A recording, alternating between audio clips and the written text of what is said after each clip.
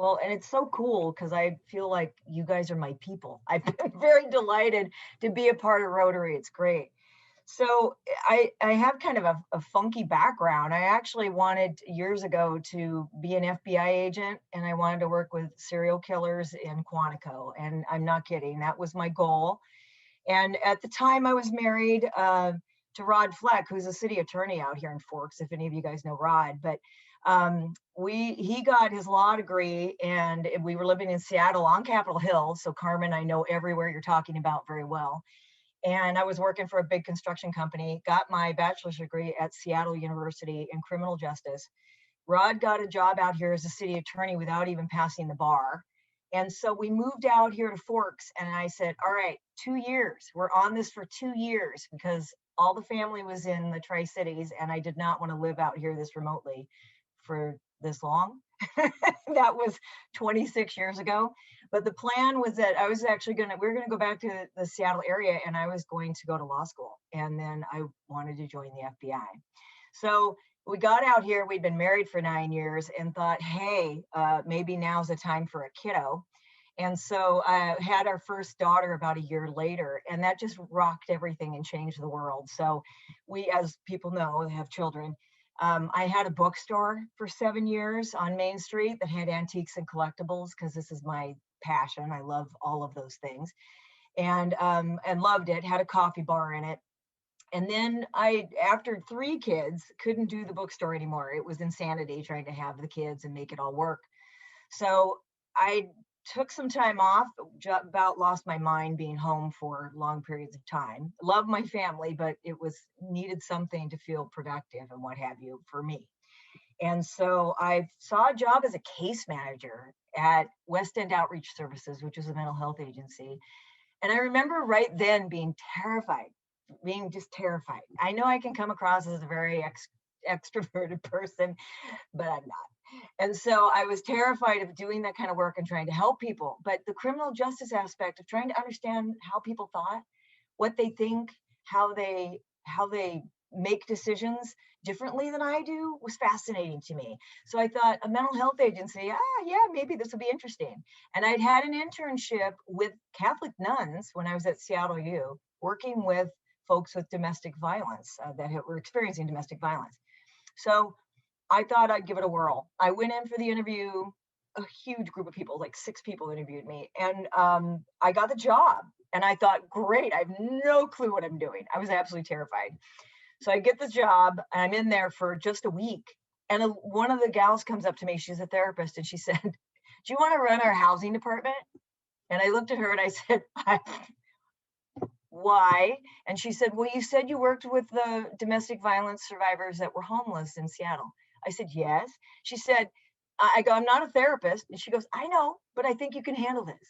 She literally hired me for that position at Weston Outreach. And I had one person underneath me, and the gal was doing outreach out in the community to those who are mentally ill and homeless. And that was, good Lord, 15, 16 years ago. So through that process, I ended up building it up, and we had 5 employees, and it was all grant driven. I'd never written a grant in my life. I found my stride, right? I liked the grant writing. I liked the challenge of every day. And every day I was terrified of my job. Not the people. I was terrified of like meeting people's expectations and where was the money going to come from? And it was like this, I pushed through the fear. It was bizarre. It just felt like I was supposed to be doing it. So I just pushed through the fear.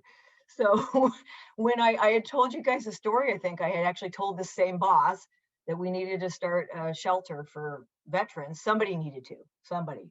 And she looked at me and said, go do it.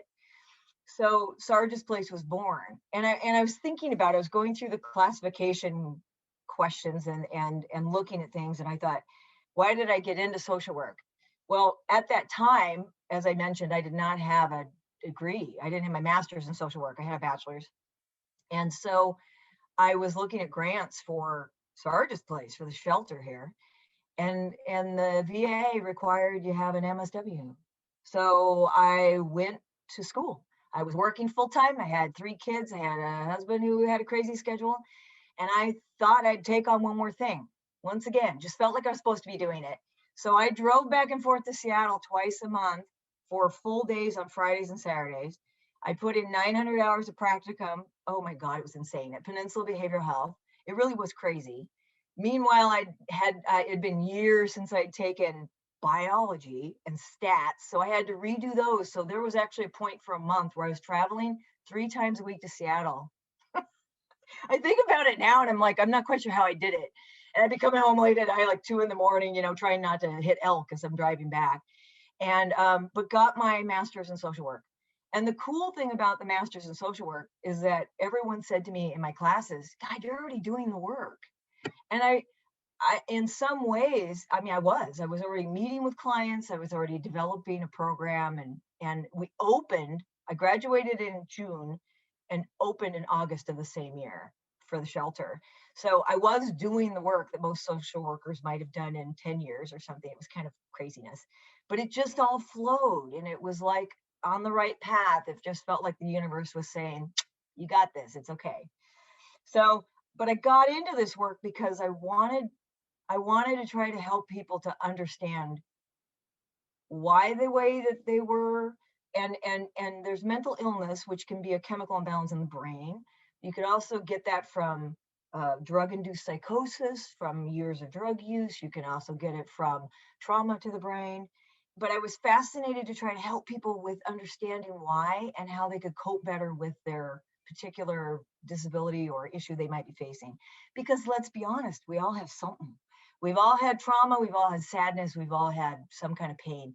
And there's lots of us on this call right now who are on a medication every day that helps them to stabilize in some fashion, whether it's high blood pressure, depression, anxiety, whatever it might be, bipolar. There's lots of high functioning people that I know. One with schizophrenia works at the hospital and nobody knows she's on meds. I know she's on meds, and I know it keeps her stable and she's aware. And that's so cool. So I wanted to help people in some way. And I think the most rewarding part of my job is when people have an aha moment. When I'm talking with them and they're discussing a problem, and I feel like I can kind of identify what their core issue is. And I will say it to them. Sometimes it's that moment. Sometimes it's a year later. I've had people come back to Sarge's place and say, oh, you said blah, blah, blah, blah, blah. I was having the sadness about my father's death when I was 5. And I thought about it. And it's that thinking about it, it's that processing, is that it's the processing something, seeing a therapist, it means you're actually contemplating what the idea is that you're struggling with, because there's pain attached to it. And if they can have that moment where they go, aha, I get it, they can heal from that.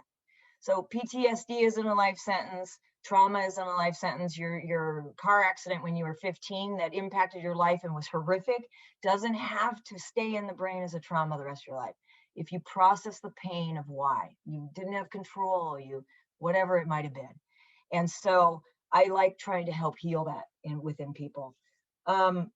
I think that if I were to talk to somebody about coming into this job, I would say, do not have your expectations of what someone should be doing or how they should be healing. In fact, as social workers, we say, when you come into your office in the morning, you put your own biases in a box. Know what they are. Know that you come into a meeting with a client or with another human being, and you've got your own lenses on. You're looking through your own lens. My experiences are different than Carmen's or Kathy's or Tyler's. And even I use an example all the time of a car accident. If we all witness a car accident at the exact same moment, all 4 of us will react in a different way to it. And one of us might have an ongoing trauma of watching someone else because it relates to I'm throwing things around here. It relates to something they've experienced in their own lifetime, or re-triggers a sadness or a trauma they've had themselves.